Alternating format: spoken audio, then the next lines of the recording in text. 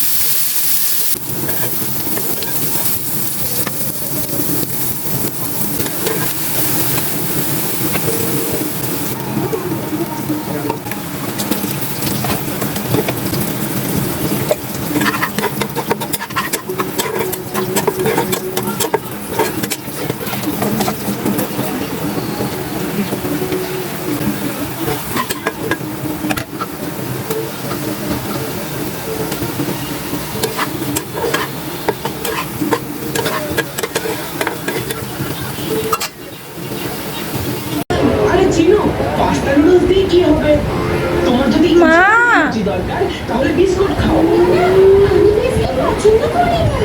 মা, মা, তুমি পাপেট খেলো তো। পুরো ভিডিওটি দেখার জন্য এবং এতক্ষণ সাথে থাকার জন্য সবাইকে ধন্যবাদ। কথা হবে নতুন কোনো ভিডিওতে, সে পর্যন্ত ভালো থাকবেন সবাই। আল্লাহ হাফেজ।